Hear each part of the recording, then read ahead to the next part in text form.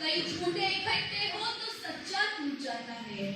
अभी अभी मेरी बहन ने कहा कि हमने भाईचारा खो दिया, इंसानियत खो दी, मजहब के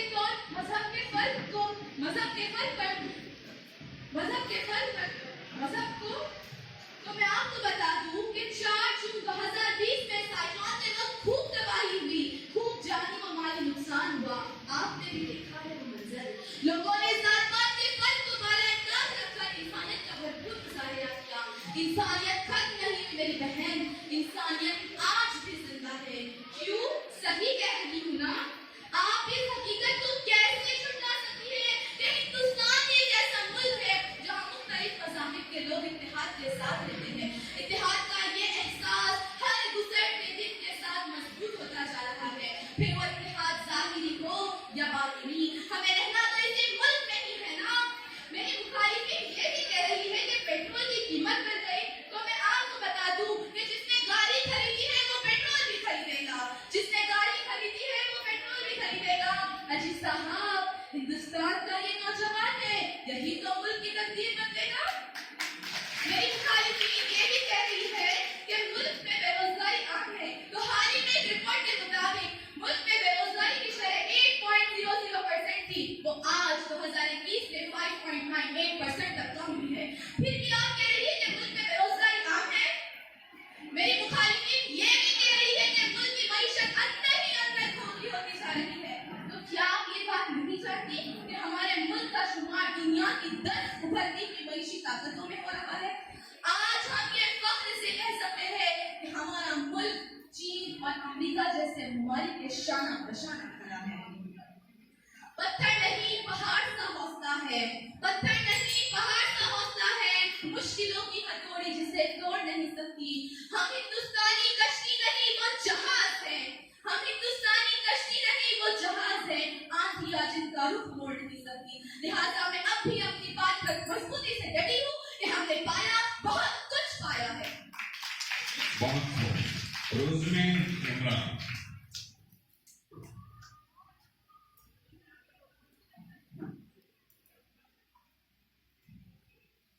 हर बात का महकम जवाब रखती हूँ, हर बात का महकम जवाब रखती हूँ, ज़माना ताब न लाए वो ताब रखती हूँ। अभी अभी मेरी बहन ने कहा कि औरतों को बराबर कहाँ दिया जाता है, तो क्या वो इस बात से वाकिफ नहीं है कि आज भी औरतों की इस्मतें तार-तार हो रही है, आज भी वो रातें को बाहर निकलने से कतराती है।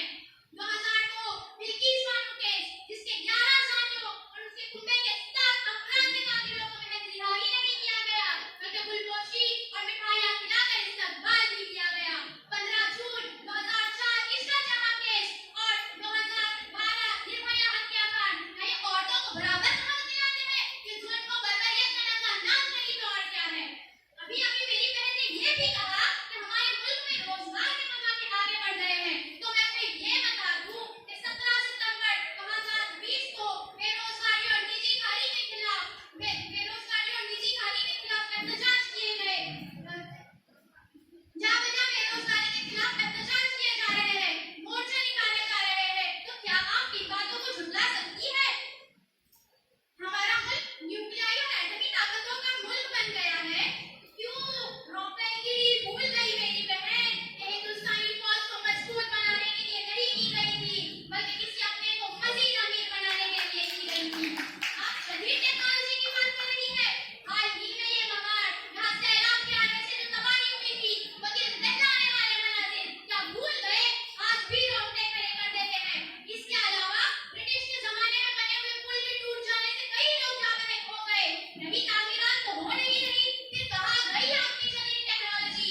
यहाँ आके आपकी जदीद टेक्नोलॉजी दम क्यों तोड़ देती है?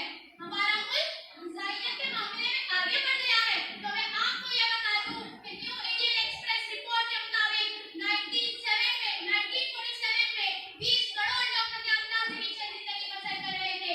आज 75 सालों के बाद भी 40% लोग प्रति आपदा से नीचे ही है। मैं आपकी बात की पुरजोर तायीद करती हूँ कि हमने खोया है और सिर्फ खोया है। बहुत अच्छी। समीरा रियाज। रिवायतों के सफेद तौर पर बोलो वरना रिवायतों के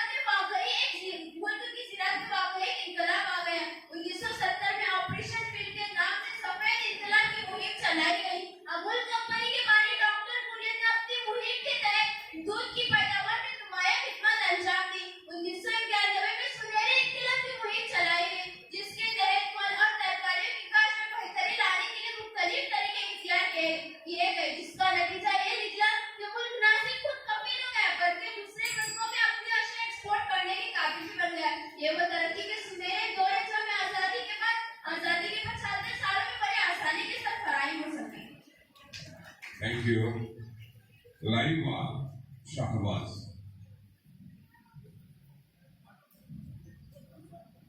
अब इसका फैसला तो शायद वक्त भी न कर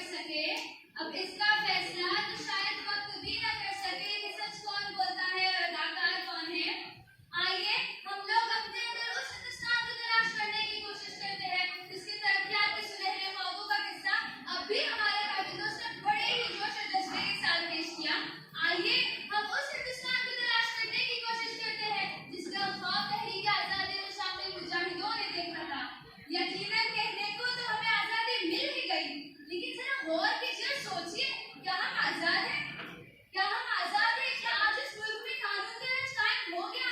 क्या आज मुल्क में अक़लियतों को वही हकूक़ हासिल है जो हिंदुस्तान के अक्सरियतों को हासिल है? क्या आज हम उसी हिंदुस्तान में सांस ले रहे हैं जिसकी आजादी के लिए उलमा ने बड़ी बड़ी कुर्बानियां पेश की? क्या आज हम उसी हिंदुस्तान में सांस ले रहे हैं जिसकी आजादी के बाद हम सब ने मिलकर ये वादा किया था कि मरते दम तक मुल्क की हिफाजत के लिए कुर्बानियां पेश करते रहेंगे? हमको महात्मा गांधी, मौलाना अबुल कलाम आजाद जैसी बड़ी बड़ी अजीम शख्सियतों ने अंग्रेजों के चंगुल से आजाद करके हमारे हवाले किया है ये मुल्क। क्या आज भी हमको लगता है कि आज हम आजाद हैं? ये चंद ऐसे सवालात हैं जिसके जवाब तलाश किए बगैर हम आजादी के 75 साल तक तरक्कियात के ख्वाब सजाए बैठे हैं। और ये मुल्क जिस नाजुक और हसास दौर से गुजर रहा है ये किसी से ढकी छुपी नहीं है। जिस तरह मुल्क के जमहूरी इक़्तिदार पर हमले हुए जा रहे हैं, जिस तरह कानून और अदलियत की गवर्नमेंट को एक सोची समझी साजिश के तहत मुनहद्दिम करने की नापाक कोशिश की जा रही है, और जिस तरह हमारे मुल्क की सदियों पुरानी भाईचारगी और आपसी हम आहंगी को एक फरसूदा सोच के जरिए कलाकुमा करने की कोशिश की जा रही है। अब एक के बाद एक दीगर हुजूमी तशद्दुद के वाक़यात वक़ूफ़-पज़ीर हो चुके हैं। कभी गाय के नाम पर तो कभी जय श्री राम के नाम पर मुसलमानों को पीट पीट कर मौत के घाट उतार दिया जाता है। कोई दिन ऐसा नहीं गुजरता कि मुल्क के तूल व अर्ज़ से वहशी भेड़ के जरिए तशद्दुद के वाक़यात मंज़र आम पर न आए। किस सलीके से मताहोश हम खोते रहे हैं, गिर्द चेहरे पर जमी थी आईना धोते रहे हैं, गिर्द चेहरे पर जमी थी आईना धोते रहे हैं।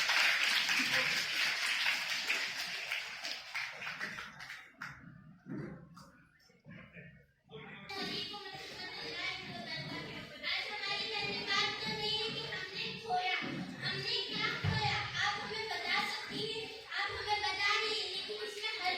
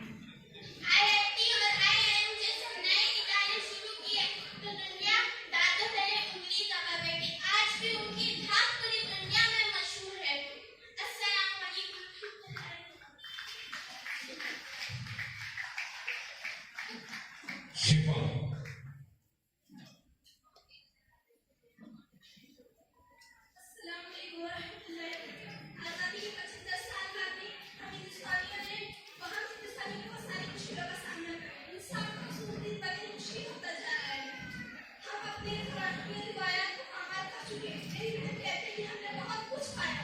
क्या आप ये कह रही हैं कि रोजगार पाया, ये किया, वो किया, मगर ये नहीं देखती कि वो किसान जो दिन भर मेहनत करता है, मगर वो अपनी दो वक्त की रोटी के लिए तरस रहा है। ये नहीं सोचती है कि उसने दिन भर मेहनत करता, उसे दो वक्त की रोटी के पैसे भी नहीं नसीब होते। हम क्या हमारा मुल्क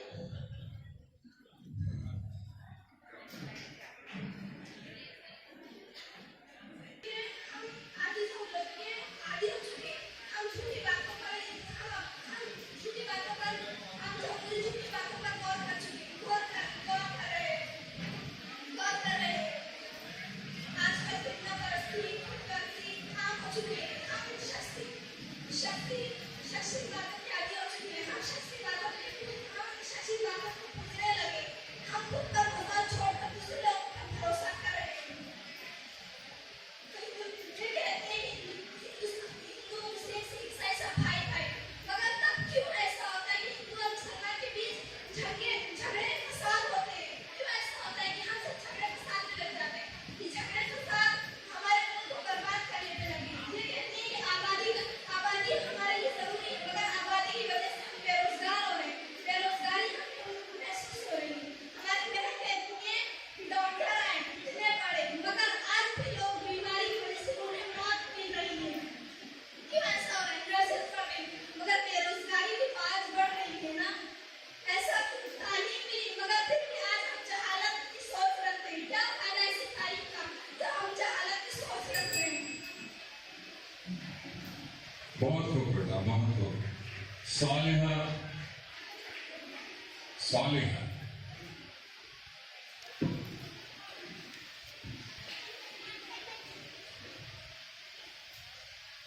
हाज़रीन, मेरी मुकालिम बहनों की बातों को सुनकर मुझे ये अंदाजा हो गया कि इनमें मालूमात का फुकदान है, जो बगैर सोचे कुछ भी बोले जा रही है।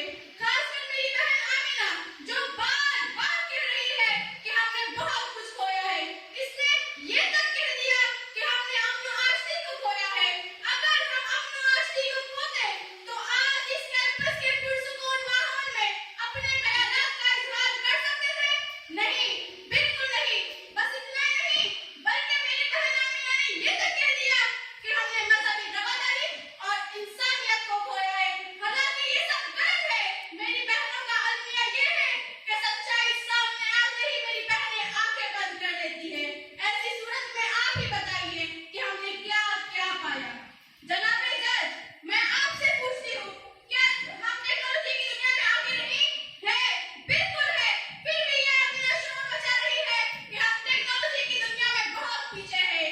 मुल्क में फोन पे, जीपे, इतना ही नहीं, बल्कि जगह जगह कैशलेस ट्रांजैक्शन का इंतजाम किया गया। बस इतना ही नहीं, बल्कि मुल्क में न्यू एजुकेशन पॉलिसी को मुतारिफ कराया गया। फिर भी हम किस ज़बान से ये कह सकते हैं कि हमने कुछ नहीं पाया?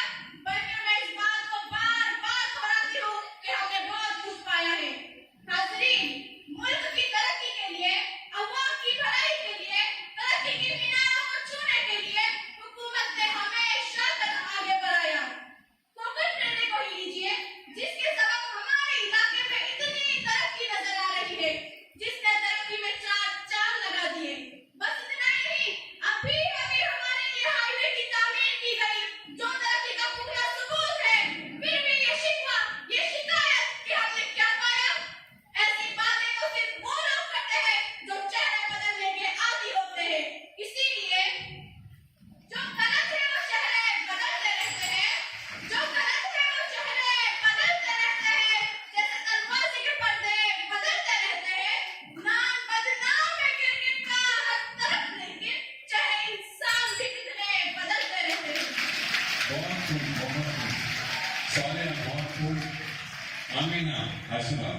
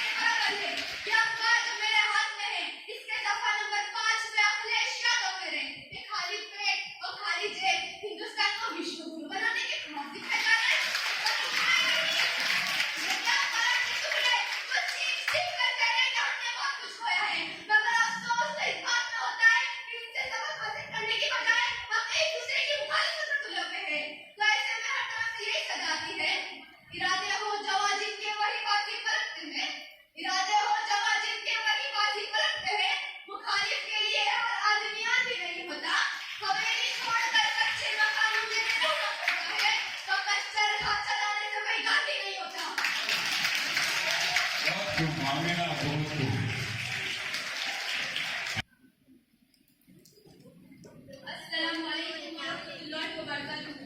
कदम कदम पर यहाँ चिराग जलते रहे, कदम कदम पर यहाँ चिराग जलते रहे, जो कारवां है वो एक साथ चलते रहे। निज़ाम ऐसा बनाओ कि तवाज़ुन हो, हवाएं चलती रहे और चिराग जलते रहे। सामईन, मुझे कहने दीजिए, इन 75 सालों में इंसानी हुकूक, मसावत, रवादारी, बेखुसूस अक़लियतों के हुकूक के तहफ़्फ़ुज़ में सर-ए-फ़हरिस्त रहा है। जी हाँ, मैं मानती हूँ, मुझे इक़रार है, ये वतन जहाँ अमन भाईचारे का बिस्तर बना है, वही यहाँ नफ़रत के बीज भी बोई गई, अदावत की फसलें भी काटी गई। मगर मुझे कहने दीजिए, दिल्ली, मुंबई, गुजरात, मुज़फ़्फ़रपुर बनता है तो संजीव भट्ट, कृष्णा सितलवार, अरुण भट्टीराज, श्री कृष्ण और साबिक जज खोसे पाटिल जैसे सैकड़ों हमवतन भाई इंसाफ की जोत जगाते, अमन का परचम बुलंद करते, जियो और जीने दो के नारे लगाते, हिंदू मुस्लिम मिलजुल कर ये पैगाम देते, वतन की सरजमीन को अमन का दरबार बनाना है, वतन की सरजमीन को अमन का दरबार बनाना है, जो शाखें नीम की है उन्हें जन्नत बनाना है। हमें जल्दी निकालो इन मंदिर और मस्जिद की लड़ाई से, अभी हमें बच्चों के मुस्तकबिल को भी रोशन बनाना है। जी हाँ सामईन, हमारा दस्तूर इन 75 सालों में हर मजहब, हर कौम, हर फिरके को जिंदा रहने का हक देता है और पूरी इज्जत व आबरू से जिंदा रहने का हक देता है। जी हाँ सामईन, जी हाँ सामईन, ये वो अजीम मुल्क है जहाँ मामला निर्भया का हो या बिल्किस बानो का, दिल्ली के पासदारान का हो या मुजफ्फरपुर के मजलूम बिरादरान का, वतन इंसाफ के तकाज़े के लिए हमारे साथ खरा दिखाई देता है। क्या हमारी आंखें वो मंजर भूल गई जब शाहीन बाग में एनआरसी और सीए की मुखालिफत में बैठी हमारी बहनों को हौसला देने के लिए वतन भाई बहन शाना बशाना रहे। मैं मानती हूँ कि अंधेरा बहुत घना है, मैं मानती हूँ कि अंधेरा बहुत घना है, मगर दिया जलाना कहाँ मना है। बहुत अच्छे, बहुत अच्छे। फातिमा,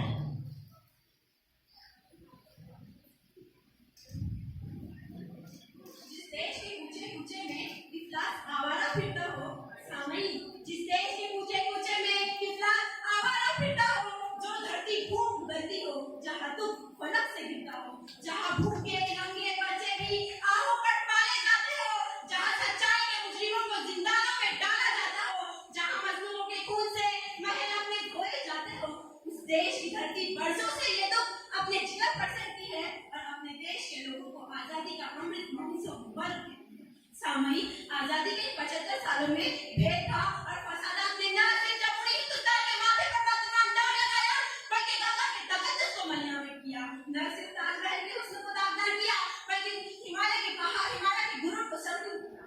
सामईन, आजादी से कबल और आजादी के बाद मुल्क के मेहमानों ने आइडिया ऑफ इंडिया के तहत मुख्तलिफ मज़ाहिबियत, उखवत, भाईचारा, इज़हार ख्याल, अदलिया वगैरह को अपने कवानीन का हिस्सा बनाया। मगर क्या ये हकीकत नहीं कि मज़कूरा वाला तमाम इक़्तिदारों को पूरी तरह मसला गया, रोता गया, कुचला गया। कभी वक्त अजीज दलित भाइयों पर समाजी हक में मसावत के मसाइल के पहाड़ तोड़े गए, तो कभी पाक ईसाई को जिंदा माना गया, तो कभी अक़लियतों बिलखुसूस मुसलमानों को मनसूबाबंद तरीके से माशी, समाजी और तालीमी सतह पर पसमानदा रखा गया, कभी हमसे रिजर्वेशन का हक छीना गया, कभी हमारे असलाफ की तारीख को माफ किया गया, तो कभी टाटे तोड़े ऐसे कानून लागू किए गए। सामईन, जिस कौम ने आजादी की शम्में रोशन की, इन 75 सालों में उसी पर मज़ालिम के पहाड़ तोड़े गए। ये ताजमहल, कुतुब मीनार, लाल किला जिनकी आज़मत के निशान है। सामईन, जिस कौम के मिसाइल मैन ने मुल्क को न्यूक्लियर ताकत बनाया, ये कहना मुबालिगा नहीं होगा, जिसने कारगिल की चोटी फतेह की, उन्हीं को हिंदुस्तान छोड़ने के लिए कहा जा रहा है। हम ही को कातिल कहेगी दुनिया, हमारा ही कत्लेआम होगा। हम ही को कातिल कहेगी दुनिया, हमारा ही कत्लेआम होगा। हम ही कुएं खोदते फिरेंगे, हम ही पर पानी हराम होगा। अगर यही ज़हनियत रही कि मुझे डर है, इस सदी में ना कोई अब्दुल हमीद होगा, ना कोई अब्दुल कलाम होगा। बहुत खूब, बहुत खूब। फातिमा के बाद सानिया। मोहतरम सामईन इकराम, अस्सलामुअलैकुम वरहमतुल्लाहि वबरकातुहू। आइए मैं आपको डिबेट के दूसरे राउंड में आजादी के 75 सालों में हमने क्या पाया और मुल्क की अनगिनत कामयाबी की तरफ ले चलती हूँ। परवान नहीं गरचे ज़माना खिलाफ हो, परवान नहीं गरचे ज़माना खिलाफ हो, रास्ता वही चलूंगी जो सीधा और साफ हो। मोहतरम सामईन इकराम, हमारे मुल्क को आजाद हुए 75 साल हो चुके हैं और इन 75 वर्षों में मुल्क ने कई मुहाज पर नुमाया कामयाबी हासिल की और मैं तो कहती हूँ कि इनका इतिहास नामुमकिन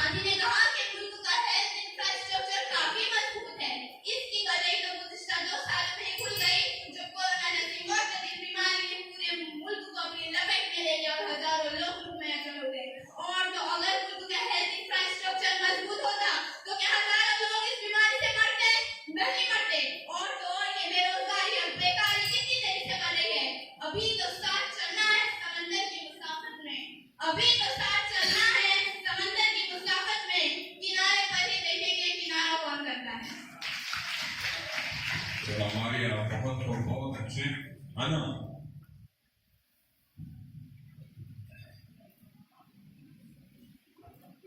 मोहतरम हाज़रीन, आज के इस बहस का मौजू आज़ादी के 75 सालों में हमने क्या पाया क्या खोया।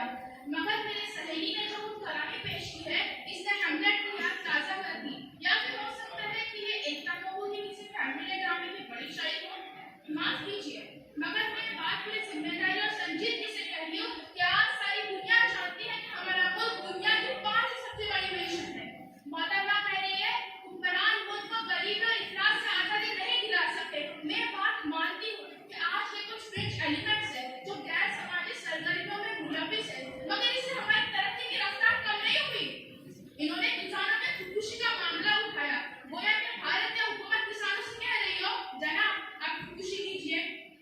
अरे भाई, ये ज्योग्राफी आइडिया है। विदर्भ में बारिश नहीं होगी तो खेतों में फसलें नहीं होगी, और खुदकुशी तो एक तफसील का मामला है।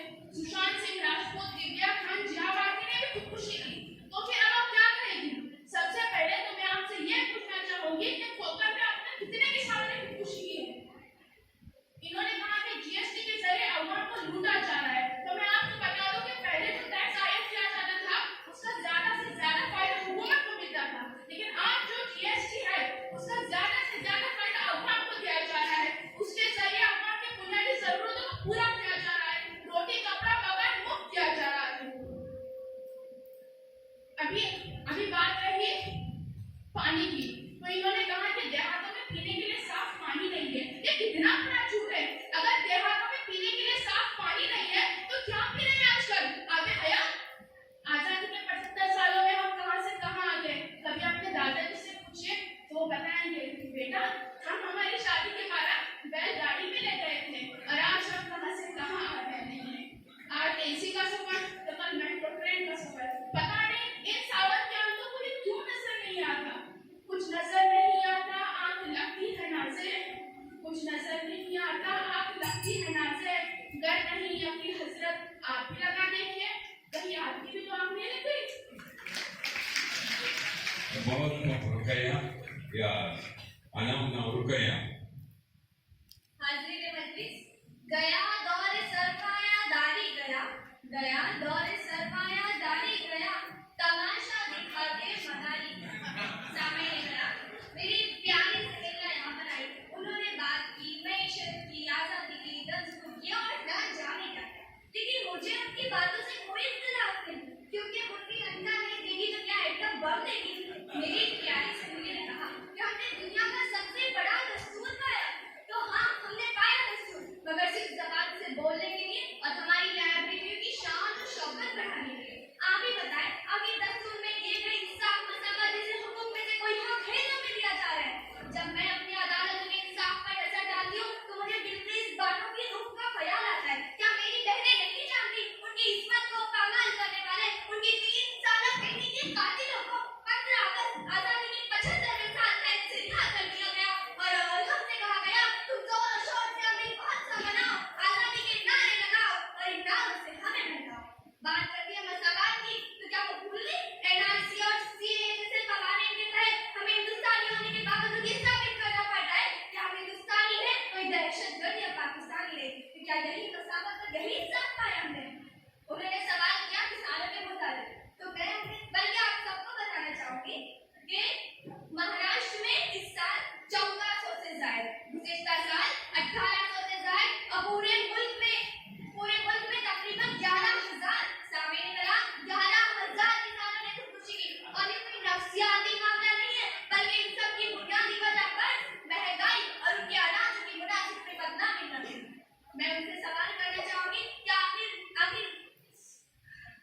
मॉब लिंचिंग और विवाहवादी को रोकने के लिए किस तरह के कानून बनाए गए? अगर एक तो लाकर दिखाएं मुझे, और आला तालीम रोजगार मुहैया करने के लिए, बाकी में महंगाई को काबू करने के लिए किस तरह के इक़दाम किए गए? बात करती है जीएसटी से, कहती है जीएसटी से फायदा हुआ, तो कौन सा फायदा जिसमें हमें रोजमर्रा की जरूरियात आटा चीनी तेल जैसी चीजों पर भी जीएसटी ऐड करना पड़ रहा है। और अगर मैशत को नहीं दे कि अगर हमारा यही कहा था तो वो दिन दुख में जब हमारा हाल बिस्मिल्लाह का जैसा हो जाए। न समझोगे तो मिट जाओगे हिंदुस्तान वालों, न समझोगे तो मिट जाओगे हिंदुस्तान वालों, तुम्हारी दास्तान तब तक पूरी दास्तान है।